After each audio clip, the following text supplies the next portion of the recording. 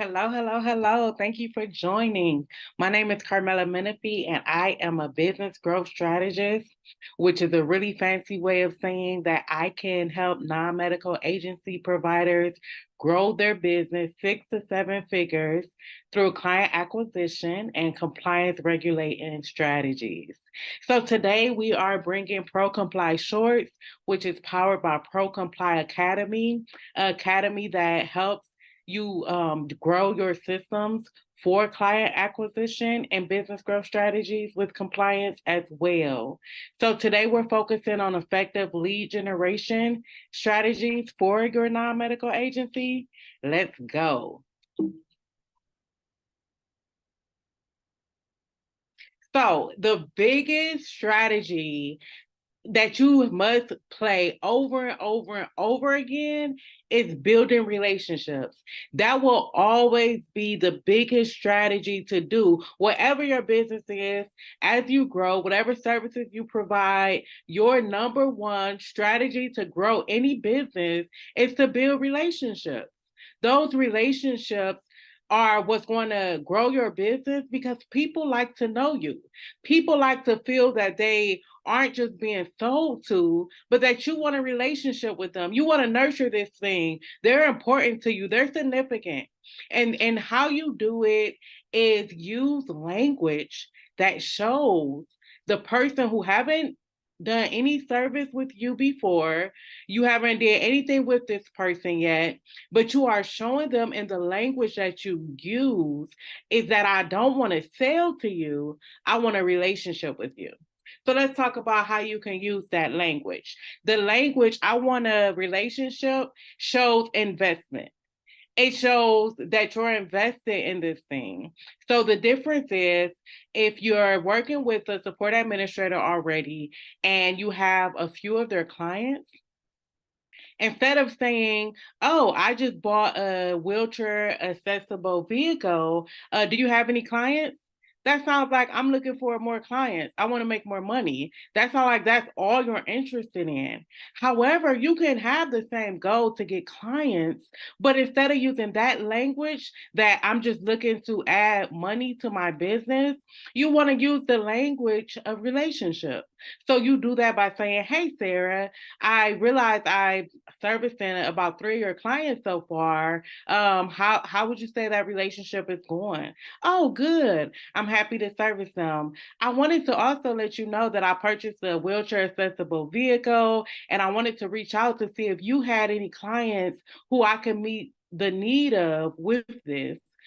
And you wait to let them know that you have this vehicle. You want to let them know that you have this vehicle, but you're not just looking to pull in clients. You're reaching out to them specifically because you have already developed a relationship with them and you want to continue that thing. You want to continue that relationship because it means something to you and you're coming to them directly to do just that. You're nurturing the relationship that you guys have already started. And that language shows that. And you want to use that language in everything you say, and marketing and phone calls, cold calling, emails, everything that represents your business, your website, everything that represents your business, you want to make sure you're using language for relationships. Let's keep going. So, the next one is identifying the greatest need and address it. Identify the greatest need and address it. How do we do this? You have to do research. You have to do the research so you know what your population need before you put together your sales page, your website, before you respond to a referral. You need to do your homework. And every service you provide, you should break this down differently because yes, your population may be the same overall. So for instance, if you're working with developmentally disabled adults, yes, that's a huge population, a general population. However, if I'm working with DODD in the day program realm, I may go a little differently in breaking that need down than if I'm doing transportation for them. So let me give you an example. So the need of a day program client may be that they need life skills. They need life skills. And the non-medical transportation client need would be they need transportation to work. They just got this community employment job and they need consistent transportation. So you want to speak specifically to that need. And you want everything you say to address that need when you're responding to referrals, when your website, when you're talking to support administrators, talking to home care staff. You want to address the need and use the language showing that you're addressing that need every time.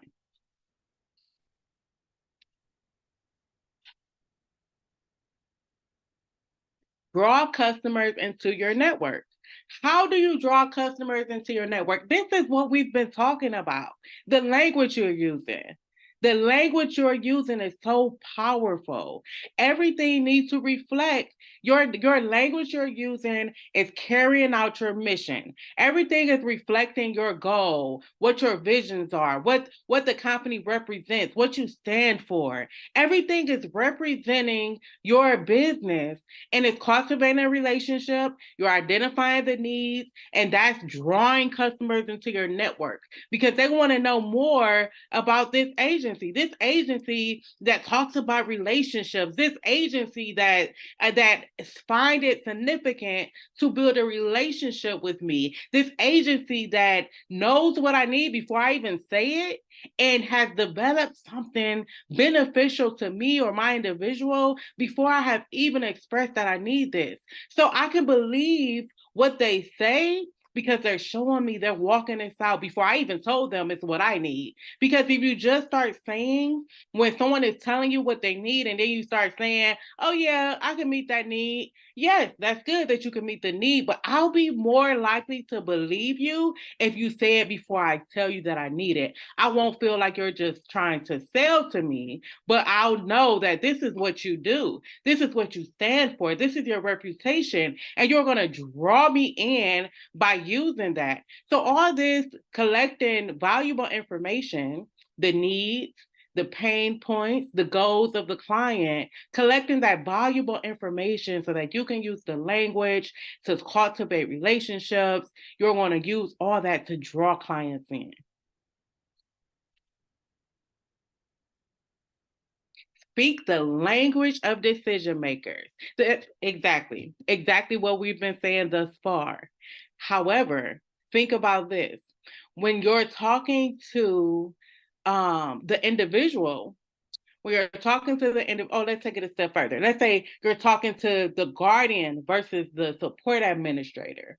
So you're talking to the guardian who is the decision maker of if this individual will be attending your day program, you're using your non-medical transportation services, or selecting you as a residential provider. You're talking to the guardian. The guardian goals are different then the support administrator goes. So you need to talk to the decision maker with the language appealing to them. So for instance, if I'm looking for a residential program for my individual as the guardian, my individual who has lived with me 20 years, and now I'm looking for a provider, I want to know that the place they're going to is safe, that they're going to learn life skills, that the staff is like family, and because they've been with me so long, I want to make sure they continue to have a family dynamic, a family culture, the things that are valuable to me as the guardian. You'll use that type of language when you're talking to that decision maker, which is the guardian, versus talking to the support administrator. The support administrator, yes, they want them to have the things that mean stuff to them, the things that are important to them, but they may also want to know that this residential provider is consistent. You're consistent with this service. You have clients who have been with your agency for umpteen amount of years, that you have consistent staff for call-offs and different things like that. So you'll speak to the support administrator differently than you'll be speaking to the guardian. You still have the same goal. You still talking about your same reputation and the reputable assets of your company. You're still saying all those things. You're saying all those things. However, depending on who you're speaking to generate that lead and solidify the service, you're going to use you're going to use language appealing to the decision maker in which you're speaking to. I tell you no lie, it's going to make a huge difference as you accumulate leads for your agency. As always, you can reach out to me if you want to learn more information. Click the link below. Feel free to give me your thoughts, leave comments, and share. Subscribe below. My name is Carmela Menifee, and I am a business growth strategist for non-medical agencies, and I'd love to hear from you.